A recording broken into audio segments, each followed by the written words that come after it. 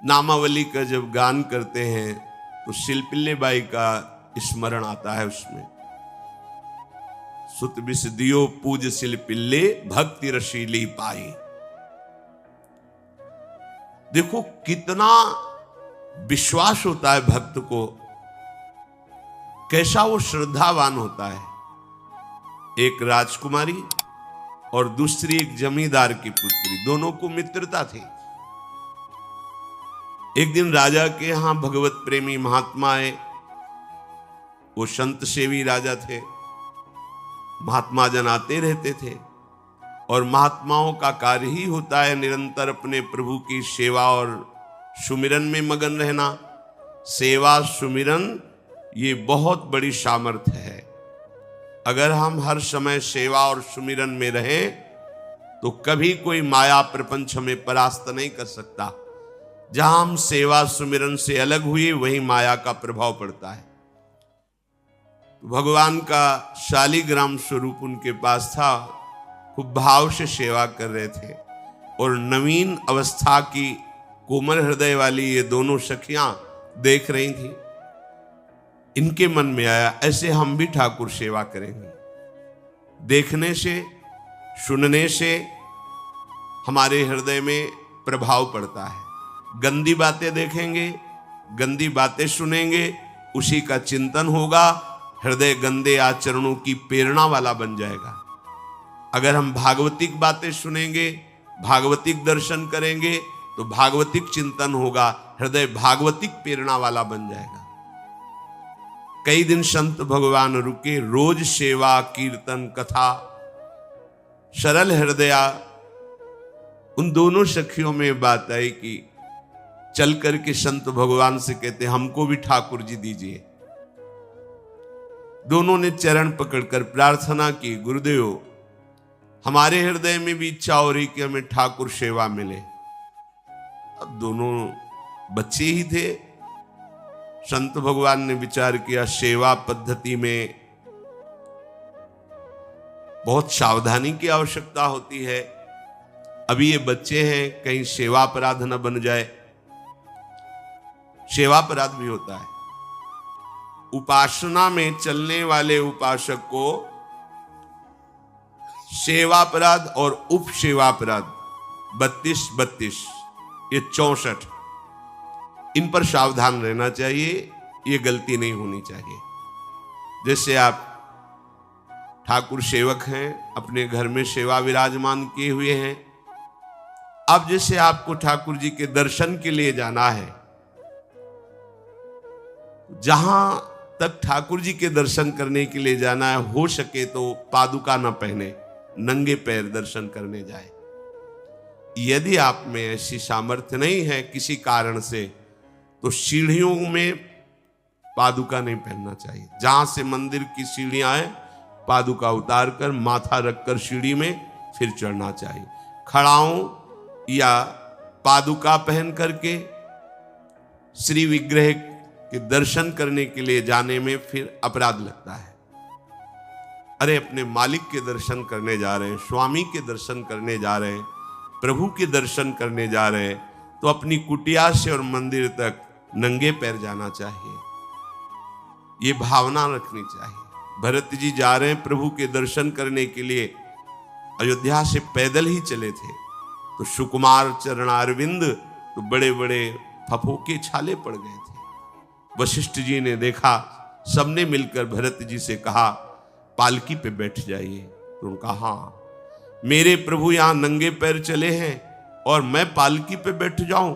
उचित तो यह है कि अपने प्रभु के दर्शन के लिए मैं जा रहा हूं, तो जहां जहां प्रभु के चरण पड़े वहां मेरा शीश पड़े, अर्थात सिर भर जाऊं। उचित मोरा सबते सेवक धर्म कठोरा। यहां मैं सर के बल चल के जाऊं पर असमर्थ हूं। तो आप कह रहे हैं पैर में छाले पड़ गए, आप सवारी में बैठ जाइए। ऐसा नहीं हो सकता। तो अपने प्रभु के दर्शन करने के लिए जब जाए तो हो सके, सामर्थ्य हो तो पादुका न पहने, कोई खड़ाऊं चप्पल जूता आदि ना पहने। अगर पहने हैं तो बस सीढ़ी तक ही पहन कर जाए, ऊपर सीढ़ियों के नहीं। इतने सुकुमार मत बनो, ये आग में जलाया जाएगा शरीर, ये गाड़ दिया जाएगा शरीर, इससे ज्यादा प्यार ना करो। अब इतना दृढ़ विश्वास कि ये बच्चे हैं, सेवा भाव कैसे पूर्ण कर पाएंगे? तो उन संत भगवान ने दोनों बच्चियों से कहा, आप कल ठाकुर जी लाएंगे, हम आपको दे देंगे। तो गांव में घूमे तो आसपास गोले गोले से पत्थर मिले, पत्थर लाए 2 और कहा कि ये लो तुम्हारे ठाकुर जी हैं। दोनों को दिया। देखो गुरु वचनों पर और गुरु प्रदत्त सेवा वस्तु पर कितना भाव होना चाहिए। उन्होंने दृढ़ विश्वास किया कि मुझे भगवान गुरुदेव ने दिया, ये भगवान है मेरे। दोनों ने अपने हृदय से लगाया। अब एक जमींदार की पुत्री थी, एक राजकुमारी, स्वर्ण के सिंहासन में, और उनका नाम रखा शिल्पिल्ले ठाकुर। शिल मतलब पत्थर, तो उनका तुम्हारे ठाकुर का नाम शिल्पिल्ले गोविंद है। दोनों सिंहासन पर रखकर आराधना करती। भाव प्रतिपल बढ़ता गया, नाम निरंतर जप। गुरु प्रदत्त ठाकुर पर विशेष चमत्कार हृदय में प्रकट होता है यदि उन्हीं की नियमावली से चलो। अपने मन से बाजार से खरीद लाए, विराजमान किए हैं, कभी सेवा की कभी नहीं की, वो भी अच्छा है, कम से कम भागवतिक भाव तो है। लेकिन सिद्धि जो प्राप्त होती है वो गुरु कृपा से, गुरु प्रदत्त ठाकुर से। जैसे धन्ना जी को भांग के बट्टे में ठाकुर जी प्रकाशित हो गए, गुरु प्रदत्त। अब ये सखियां जब बड़ी हुई तो इनके ब्याह की बात हुई। तो जो राजकुमारी थी उनका राजकुमार से किसी से ब्याह तय हुआ, ब्याह हो गया। अपने माता पिता से जब विदाई ली तो अपने ठाकुर जी को जो सिंहासन में थे, सिंहासन से एक सुंदर पेटी में से और गोद में रखा, और अंदर ही अंदर जल रही है कि प्रभु मैंने प्रीतम आपको माना है, संसार के व्यवहार में ये प्रीतम बना हुआ है, पर प्रभु हमारे प्रीतम 2 नहीं हो सकते, हमने हृदय से आपको माना। इसी विचार में वो बड़ी उदास है। पहले पालकियों में ऐसा राज सैनिक चल रहे हैं, पालकियों में वो बहू जा रही है और राजकुमार घोड़े पर। राजकुमार बार बार पालकी के समीप जाता, दर्शन करने की इच्छा होती है ना, तो उदास देखता, मन में बड़ी गिलानी हुई। उसने कहा, एक नदी थी, उसने कहा यहां हम थोड़ी देर विश्राम करना चाहते हैं, राजकुमारी की पालकी रखी जाए और सैनिक दूर खड़े हो। वो राजकुमार वैसे ही आज्ञा हुई। तो बात करना चाहते हैं, पर वो ना देखती है और ना बात करती है। और इतना सुंदर रूप, क्योंकि ब्रह्मचारिणी और भगवत आराधना। अब उसके हृदय में जलन हुई कि ऐसा क्या है जो हमसे बात नहीं कर रही। बस बार बार ऐसे पिटारी खोल के ऐसे ठाकुर जी को देखती। नाम जप और सेवा के प्रभाव से वो सिल सिल नहीं रह गया था, वहां उसको सांवरे श्याम सुंदर की झांकी मिलती थी। जब अपने शिल्पिल्ले ठाकुर जी को देखती तो ललित त्रिभंगी श्री लालजू महाराज श्याम सुंदर दिखाए, अत्यंत आसक्ति। गुरु प्रदत्त किसी भी शब्द में, किसी भी वस्तु में दिव्यता होती है, बस हमारी भावना होनी चाहिए। अरे बोले ये हम नहीं दे सकते, ये गुरु प्रदत्त है, नहीं हम प्राण दे सकते हैं, लेकिन ये नहीं। जिसका गुरु वचन पर, गुरु प्रदत्त वस्तु पर, गुरु प्रदत्त ठाकुर पर दृढ़ निष्ठा हो गई, वही सिद्ध हो जाता है। अब उसने समझ लिया कि पिटारी में जो कुछ है यही हमारे और राजकुमारी के बीच में बाधा है। 2-4 दासियों को बुलाया और कहा इनको बातों में उलझाओ, पिटारी पीछे हमें दो। और प्रवीण दासियां उनको विनोद भाषा में, हंसी मजाक में बात, लेकिन वो उदासीन। धीरे से गोद में पेटी थी, ले ली, हम लिए हुए हैं, आप बातचीत में सारा, और पेटी उनको दे दी। राजकुमार ने राजकुमारी से कहा यही पेटी तो हमारे आपके बीच में बात, फेंक दी नदी में। अब तो जो उसके हृदय में पीड़ा हुई, भारी व्याकुलता। अब राजकुमार है, सैनिकों के साथ तुरंत पालकी उठवाई, महल ले गया। पर वो आसक्त है, इतनी सुंदर राजकुमारी, क्योंकि भागवतिक तेज से संपन्न में आकर्षण होता है। राजकुमारी ने कहा, यदि हमारे ठाकुर नहीं तो मैं नहीं। आज से अन्न जल त्याग, प्राण त्याग दूंगी अगर हमारे ठाकुर जी हमारे समीप नहीं तो। आज से अब एक बूंद पा कैसे पिए? अपने ठाकुर को भोग लगा के पाला है और ठाकुर जी फेंक दिए गए। भारी व्याकुलता, जैसे मीरा जी कहते, दृश्य बिन दुख न लागे नहीं, ना रात में नींद है न दिन में अन्न जल है, व्याकुलता। अब भयभीत हो गया राजकुमार। पूरा महल इस विषाद से हो गया कि अगर नवीन राजकुमारी प्राण त्याग देती है तो क्या होगा लोक समाज में, कि अभी नवीन राजकुमारी गई, ये लोग ऐसे निर्दयी हैं कि ऐसा व्यवहार किया कि उसने प्राण त्याग दिया। राजकुमार घुटने में आ गया। घुटने टेक कर राजकुमारी से कहा, मैं तुम्हें दुखी नहीं करना चाहता, पर मैं तुमको छोड़ भी नहीं सकता। अब हमें आप वो उपाय बताओ जिससे आप मुस्कुरा दो, आप प्रसन्न हो जाओ। तो उनका, हम अपने ठाकुर के बिना जीवित नहीं रह सकती। यदि आप हमें जीवित देखना चाहते तो हमारे ठाकुर जी ला के दो। ठाकुर जी को नदी में फेंक दिया था। पारिवारिक जनों के साथ राजकुमार उस नदी के तट पर गए और राजकुमारी से कहा, तुम्हें इतना प्रेम ठाकुर जी से, तो तुमसे ठाकुर जी कितना प्रेम करते हैं? अगर तुमसे ठाकुर जी प्रेम करते हैं तो मुझे प्रमाणित कर दो, तो मैं जीवन भर तुम्हारी आज्ञा में रहूंगा। अच्छा, तो तुम ये देखना चाहते हो कि ठाकुर जी हमसे कितना प्रेम करते हैं? हाथ फैलाया और आर्त भाव से पुकारा कि गोविंद, अब आपके बिना मैंने जीवित नहीं रहना। अंदर से जेव ही प्रार्थना की तो जल से सिंहासन सहित सिलपिल्ले भगवान जैसे कोई वायु के प्रवाह में आ रहा हो, ऐसे आए और छाती से चिपक गए। पूरा परिवार, राजकुमार ये देख रहा था। हृदय से ठाकुर जी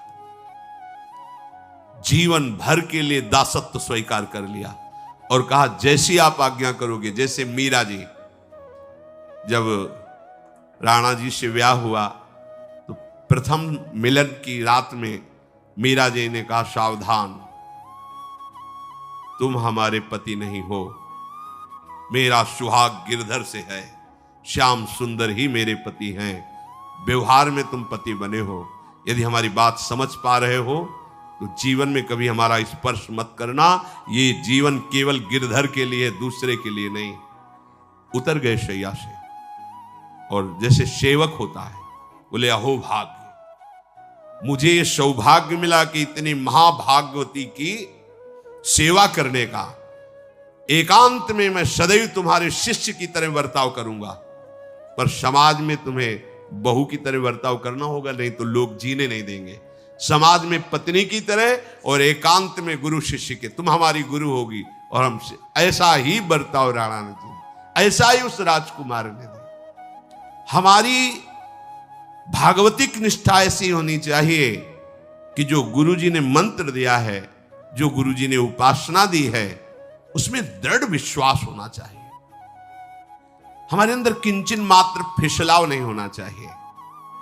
और आगे जो महामहिम सूत्र है, जब तक हमारा मन प्रभु में समर्पित ना हो जाए तब तक पाप होने की संभावना होती है। बड़े बड़ों से चूक हो जाती है। इसमें यह नहीं कहा जा सकता कि हम इतने वर्ष से साधन में लगे, हमसे चूक नहीं होगी, ये तो भूल जाना। बड़े बड़ों से चूक करवा देना माया का कार्य होता है, पर जिनका मन प्रभु को समर्पित हो गया है उनसे चूक नहीं हो सकती। इसलिए जो अगला सूत्र वर्णन किया कि जितने भी पापाचरण होते हैं वो सब मेरे से होते हैं, ऐसा उपासक दृढ़ निश्चय करे।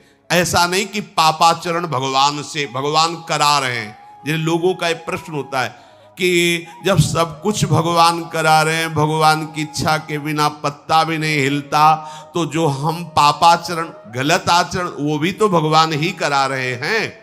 इस विषय को समझना है।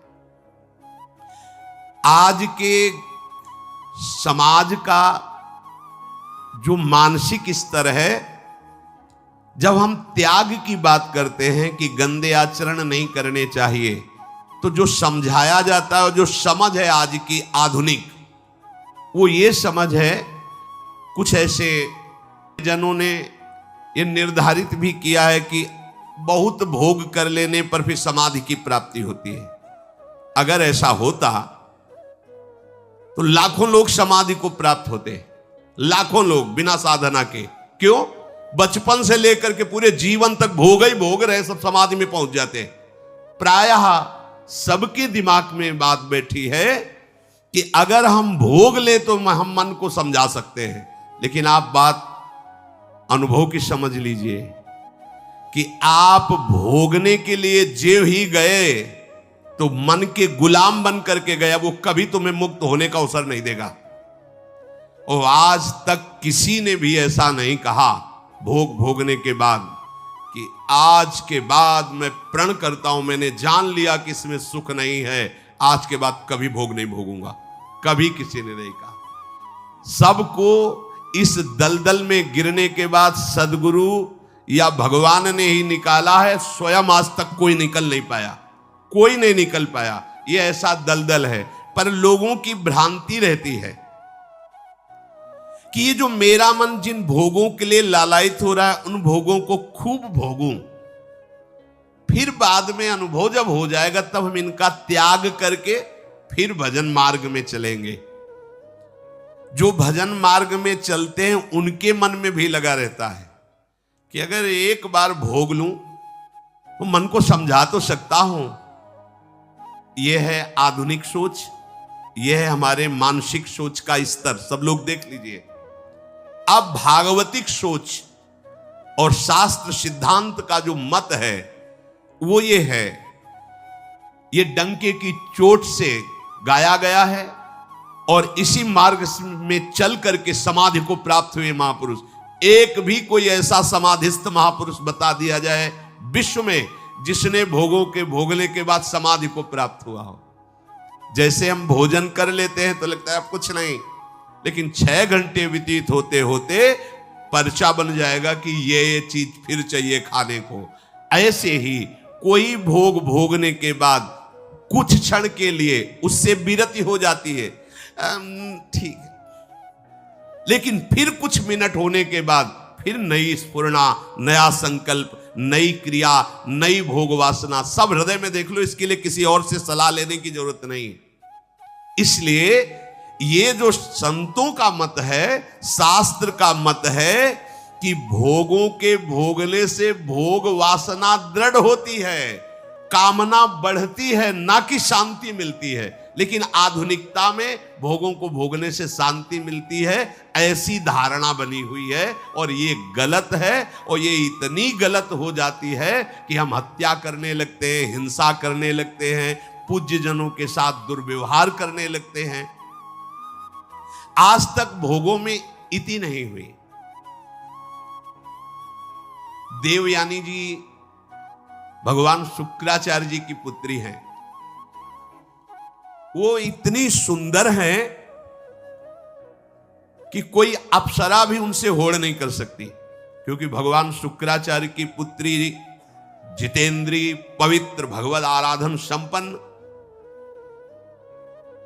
बड़ा प्रसंग है, उसको ना लेते हुए हम सारांश में बता रहे।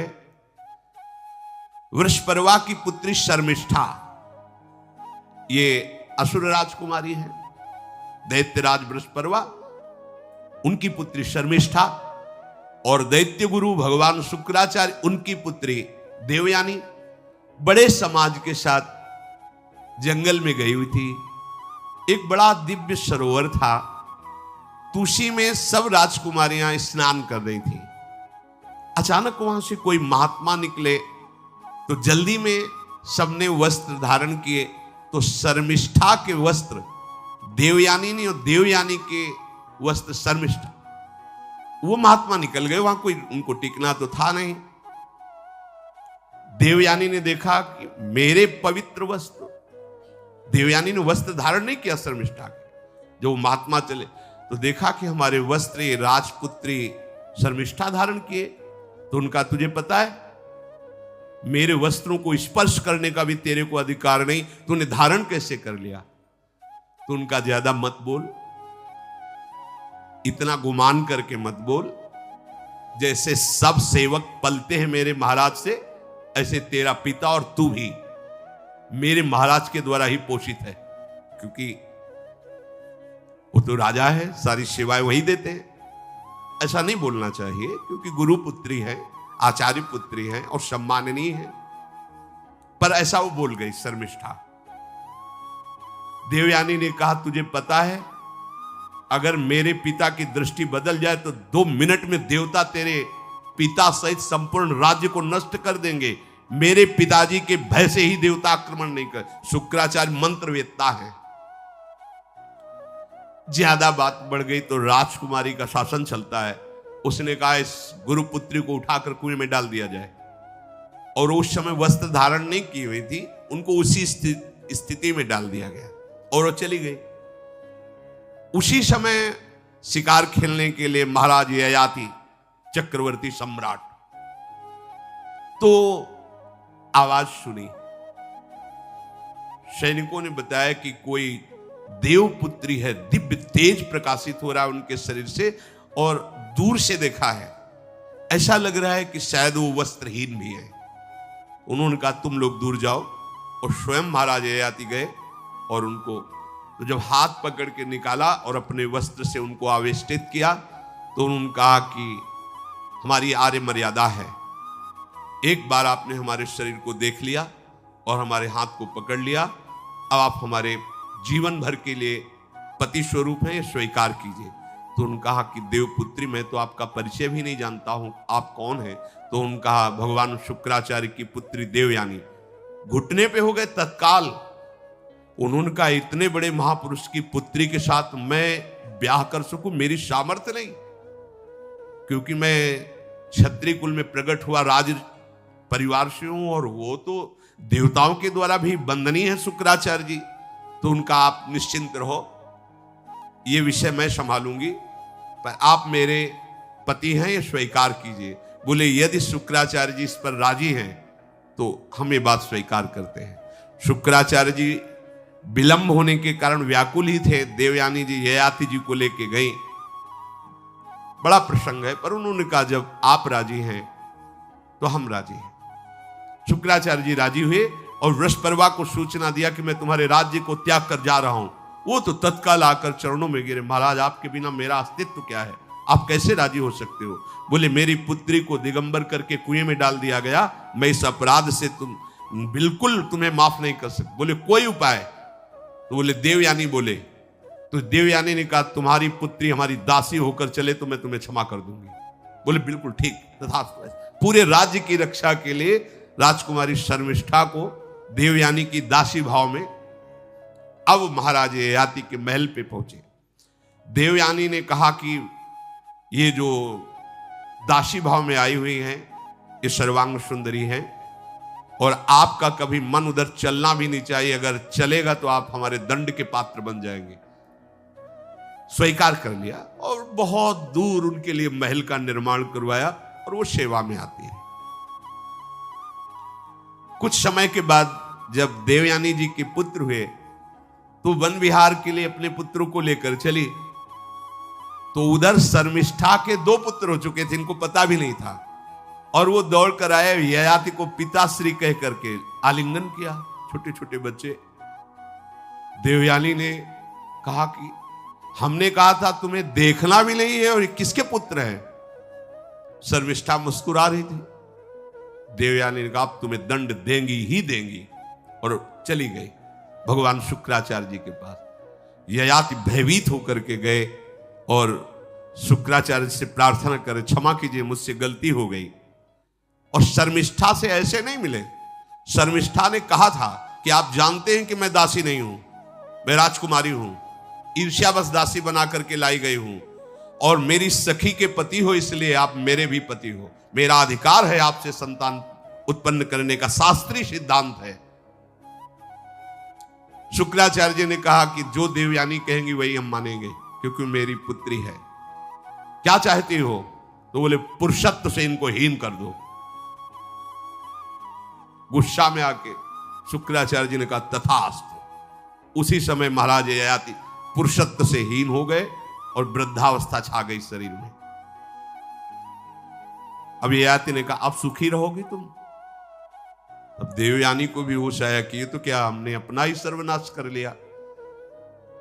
कहा पिताजी अब इसका सुधार कैसे होगा? तो बोले जो पुत्र अपनी यौवन अवस्था दे देगा वही यौवन अवस्था इनके ऊपर आ जाएगी, वृद्धावस्था उसके पास चली जाएगी। महाराज ययाति ने अपने बड़े पुत्र यदु जी से कहा, तो उन्होंने कहा इसका प्रयोग कहां होगा? मां के साथ कदापि नहीं। मेरी यौवन अवस्था का प्रयोग मेरी मां के साथ कदापि नहीं, क्योंकि वो बड़े ज्ञानी महात्मा, इन्हीं के वंश में भगवान श्री कृष्ण का प्रादुर्भाव हुआ, इसलिए यदुवंशी कहेंगे। सबसे छोटे, शायद उनका नाम पुरु ऐसा कुछ, उन्होंने कहा यह जीवन पिता का दिया हुआ है, इस पर पूरा अधिकार है, आप स्वीकार कीजिए। तत्काल वो वृद्ध हो गए, वो जवान हो गए। कई हजार वर्ष तक उन्होंने अपने पुत्र की आयु का विषयों में सेवन किया। फिर उनके मन में एक दिन बहुत घृणा हुई, धिक्कार है मेरे जीवन को और धिक्कार है इस भोगा शक्ति को। अपनी आयु तो गंवा ही दी, अपने पुत्र की भी आयु गंवा दी, फिर भी वैसे ही भोग वासना।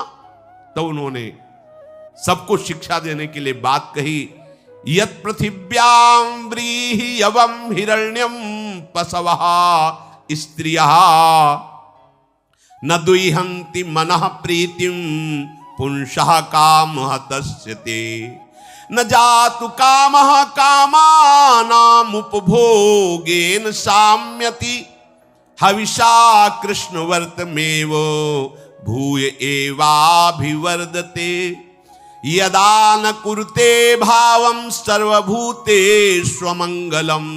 समदृष्टेस्तदा पुंसः सर्वा सुखमया दिशा या दुस्त्यजा दुर्मति भीर्जीर्यतो या न जीर्यते ताम तृष्णा दुःख निवहाम शर्म कामो द्रुतम त्यजेत।